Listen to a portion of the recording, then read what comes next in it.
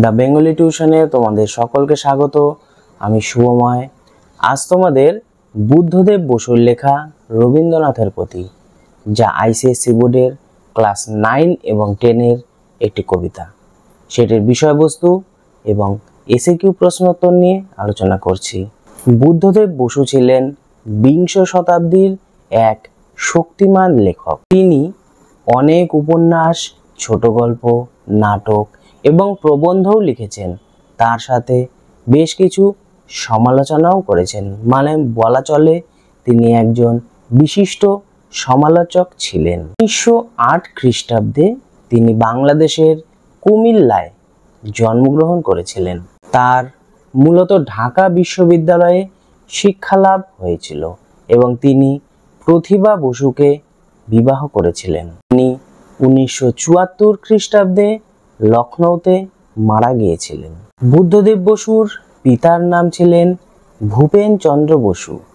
তিনি ইংরেজিতে বিভিন্ন কবিতা, গল্প ইত্যাদি লিখে ইংল্যান্ড, আমেরিকা প্রভৃতি বিভিন্ন দেশে খ্যাতিনাম অর্জন করেছিলেন। তিনি পেশায় ছিলেন মূলত অধ্যাপক এবং বিভিন্ন বিশ্ববিদ্যালয়ে, মানে দেশে এবং বিদেশে উভয় জায়গাতেই বিভিন্ন বিশ্ববিদ্যালয়ে তিনি বাংলা সাহিত্যকে গিয়ে বিশ্লেষণ করেছেন এবং বক্তৃতা দিয়েছেন এবং ভারতের নাম উজ্জ্বল করেছিলেন, তার সাথে বাংলার নামও তিনি উজ্জ্বল করেছিলেন। কবিতা নিয়ে নানান ধরনের বিচার বিশ্লেষণ তার প্রৌঢ় বয়সের বিভিন্ন কবিতাতেও লক্ষ্য করা যায়।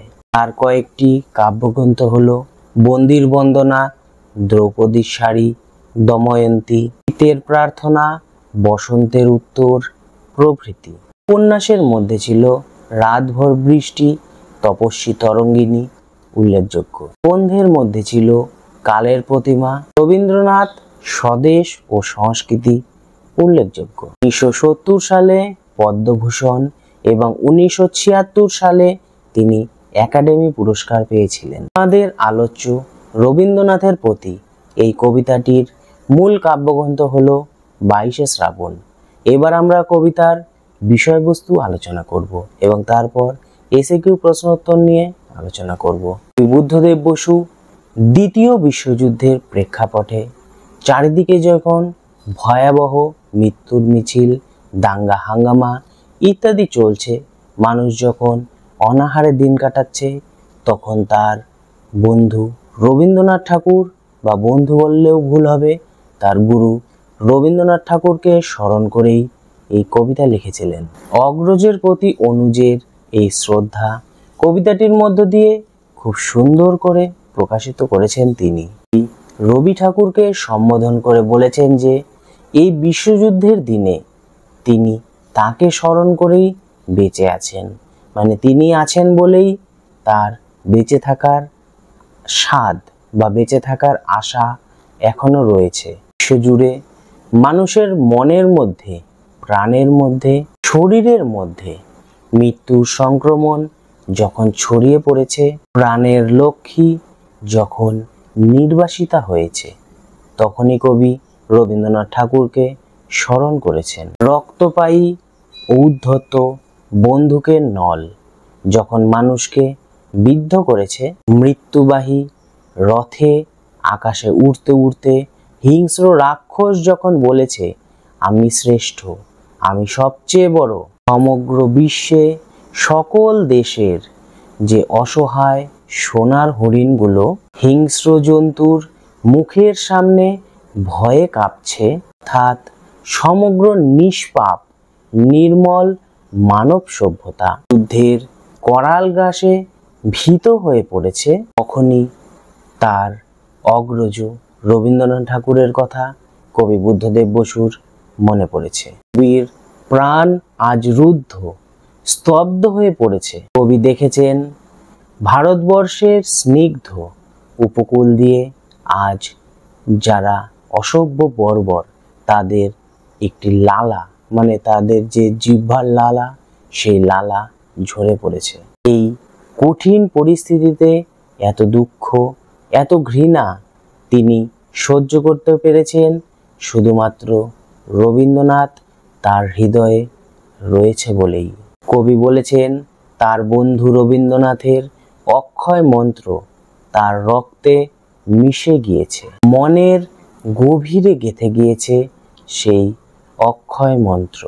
আর সেই মন্ত্র থেকেই কবি এই ভয়ঙ্কর মুহূর্তে সুস্থ থাকার প্রেরণা পেয়েছেন। কবির অন্তরেই যেন রবির বাণী উজ্জ্বল হয়ে রয়েছে। সেই বাণীকে আশ্রয় করেই কবি বিশ্বাস করেন সত্যের একদিন জয় হবেই, তা বলা যেতে পারে জীবনের একদিন জয় হবেই। এই বিশ্বাস কবির অন্তরে দানা বেঁধে রয়েছে। এই কবিতাটি আরেকটু অন্যভাবে বিশ্লেষণ করা যেতে পারে, চলো দেখে নেওয়া যাক। বুদ্ধদেব বসুর লেখা রবীন্দ্রনাথের প্রতি কবিতাটি এলিজি বা শোকগীতি নামেই পরিচিত। বলা যেতে পারে রবীন্দ্রনাথ ঠাকুরকে স্মরণ করেই এই কবিতাটি রচিত হয়েছিল। তৃতীয় বিশ্বযুদ্ধের স্বার্থপর রাষ্ট্রনায়কদের লোভের জন্য গোটা দেশ বা গোটা বিশ্ব শ্মশানে পরিণত হয়ে গিয়েছিল। এরকম দারুণ দুর্দিনে কবি রবীন্দ্রনাথকে স্মরণ করেছেন বুদ্ধদেব বসু। এই স্বার্থান্বেষী মানুষ রক্তপায়ী উদ্ধত সঙ্গিনের সাহায্যে সুন্দরকে বিদ্ধ করে চলেছে। তখন রাক্ষসেরা হেঁকেছিল আমি বড়, আমি সবার শ্রেষ্ঠ। এই রাক্ষস সম রাষ্ট্রনায়কদের দাপটে ক্ষুদ্র দেশগুলি আজ কম্পমান অবস্থায় রয়েছে। যেমন করে উন্মত্ত জন্তুর মুখে সোনার হরিণগুলো থতমত খেয়ে ভ্যাবাচ্যাকা খেয়ে যায়, ভারতের মতো দেশগুলোকেও তারা গ্রাস করার জন্য তাদের উন্মত্ত মুখ থেকে লালা ঝরে পড়তে দেখা যায়। এত দুঃখ, দুঃসহ যন্ত্রণা, নরক ইত্যাদি কবি বুদ্ধদেব বসু সহ্য করতে পেরেছেন শুধুমাত্র রবীন্দ্রনাথের অক্ষয় বাণী তার হৃদয়ে রয়েছে বলে। তিনি শেষে আশার সুরকে অবলম্বন করে বলেছেন জীবনেরই জয় হবে জানি। সমগ্র কবিতা জুড়ে দেখা যায় এক সংকটময় অবস্থার মধ্যেও রবীন্দ্রনাথের বাণী কবি বুদ্ধদেব বসুর মনে এক চরম প্রশান্তি এনেছে এবং তিনি তখনই বলেছেন জীবনের জয় হবে একদিন। তাই এই কবিতাটিকে স্মরণযোগ্য কবিতা হিসাবেও বলা যেতে পারে। তিনি প্রথমে কবিগুরুকে স্মরণ করে যথাযোগ্য সম্মান দিয়েছেন তাকে। এরপর তিনি দ্বিতীয় বিশ্বযুদ্ধের ভয়ঙ্কর পরিস্থিতির কথা কবিতায় আলোচনা করেছেন। পরে তিনি শুধু হতাশার কথা বলেননি, বলেছিলেন আশার কথাও। যাই হোক, কবিতাটির বিষয়বস্তু এটুকুই। এরপর তোমাদের এসএকিউ প্রশ্ন উত্তর নিয়ে আলোচনা করব।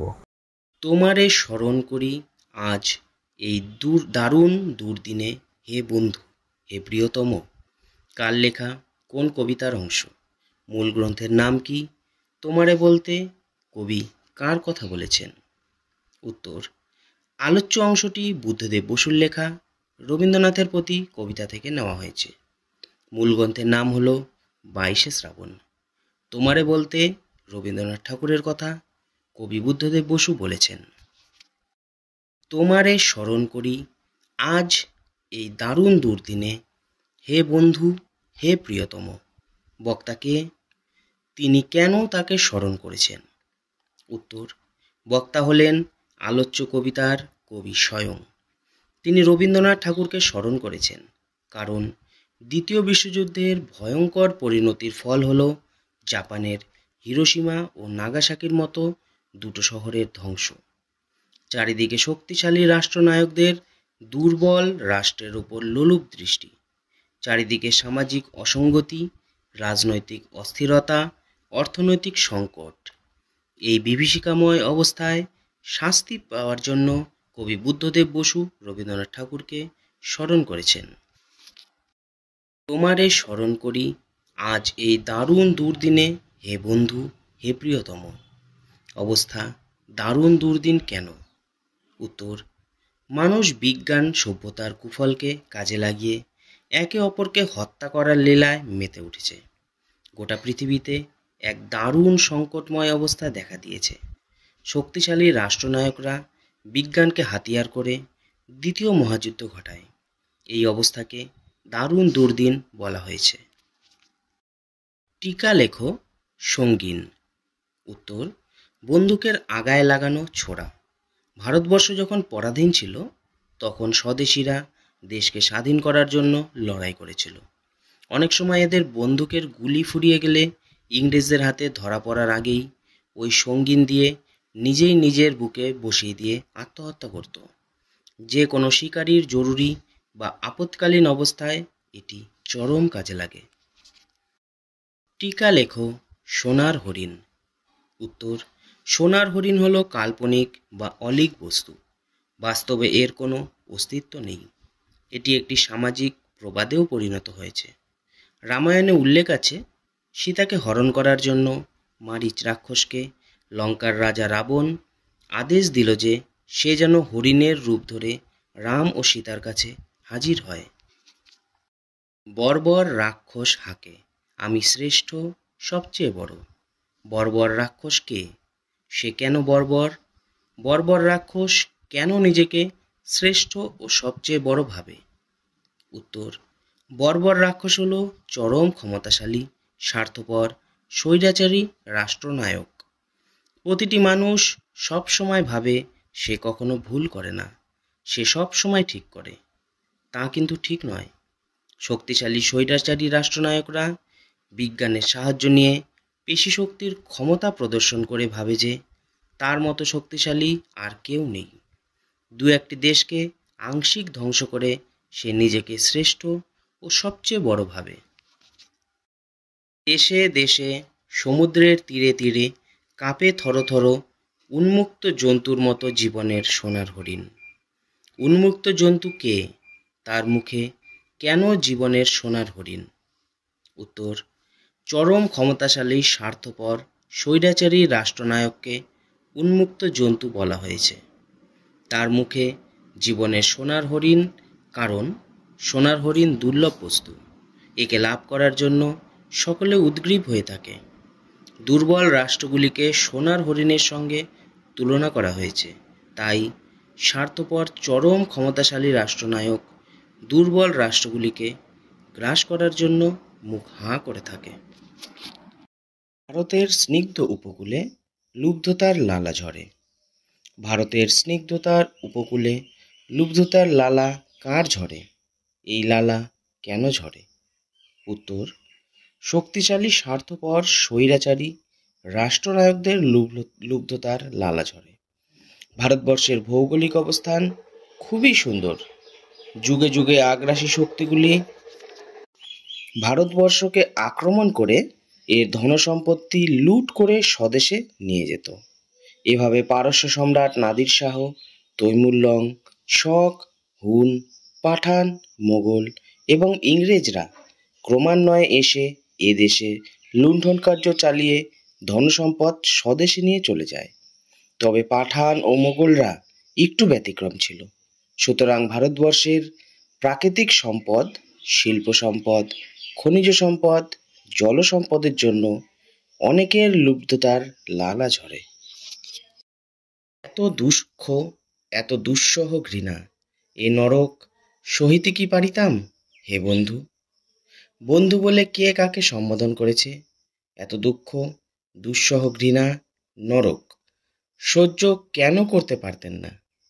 উত্তর, বন্ধু বলে বুদ্ধদেব বসু কবি রবীন্দ্রনাথ ঠাকুরকে সম্বোধন করেছেন।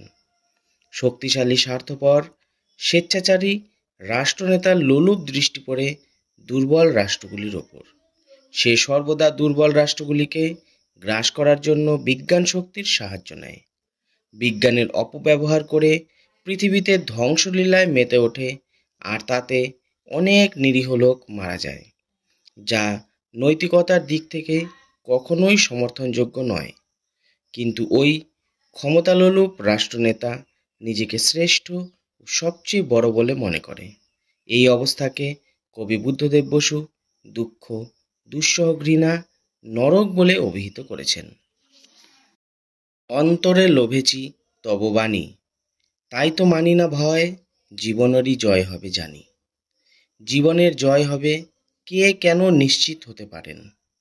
উত্তর, জীবনের জয় হবে এ ব্যাপারে কবি বুদ্ধদেব বসু নিশ্চিত, কারণ তিনি মনে করেন truth is beauty and beauty is truth. যে সুন্দরকে শক্তিশালী আগ্রাসী রাষ্ট্রনেতা উদ্ধত সঙ্গীন দিয়ে বিদ্ধ করতে চেয়েছেন, সেই সুন্দর ও সত্য কিন্তু কখনো মরে না। এ ব্যাপারে তিনি নিশ্চিত। সত্য বড় কঠিন, কঠোর ও নির্মম, কিন্তু সে কাউকে বঞ্চনা করে না। জীবন চলমান, তা কখনো থেমে থাকে না। সেই চলমান জীবনের জয় যে একদিন হবেই, এ ব্যাপারে কবি বুদ্ধদেব বসু মনে কোনো সংশয় থাকে না। রক্তপায়ী উদ্ধত সঙ্গিনে সুন্দরেরে বিদ্ধ করে। সুন্দরকে সে কিভাবে বিদ্ধ করে? উত্তর, সুন্দরকে বিদ্ধ করেছে রক্তপায়ী উদ্ধত সঙ্গিন। পৃথিবীর যা কিছু তাকে ধ্বংস করতে সঙ্গিন যেন বদ্ধপরিকর। অহংকারী বন্দুকের নলের সঙ্গে যুক্ত ওই সঙ্গিন দিকবিদিক জ্ঞানশূন্য হয়ে পরম আক্রোশে সুন্দরকে বিদ্ধ করে তার বিনাশ ঘটাতে চাইছে। এ নরক সহিতে কি পারিতাম? এ নরক বলতে কবি কোন ভয়ঙ্কর পরিস্থিতিকে বুঝিয়েছেন? উত্তর, বুদ্ধদেব বসু রচিত রবীন্দ্রনাথের প্রতি কবিতায় নরক বলতে নিরন্ধ্র দুঃখভোগের স্থানকে বোঝায়। আলোচ্য অংশে নরক বলতে পরাধীনতার দুঃখ যন্ত্রণাকে বোঝানো হয়েছে, শুধুমাত্র এই আশায় যে এই নরক যন্ত্রের অবসান একদিন হবেই। বিদেশি শাসনের দুঃখ যন্ত্রণাময় অবস্থার অবসান ঘটবেই। এ নরক সহিতে কি পারিতাম?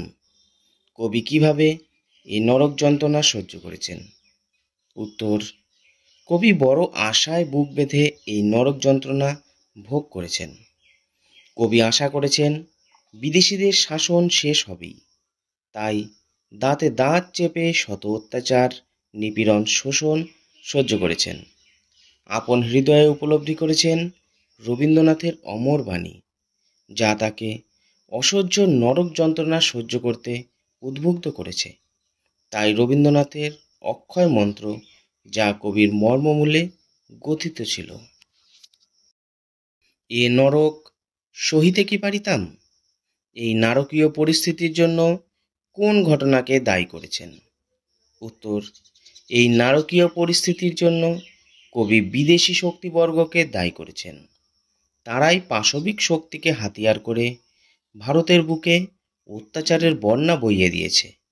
মানুষের বুকে বন্দুকের বেয়নট ঠেকিয়ে তাদের দেহ করেছে রক্তাক্ত।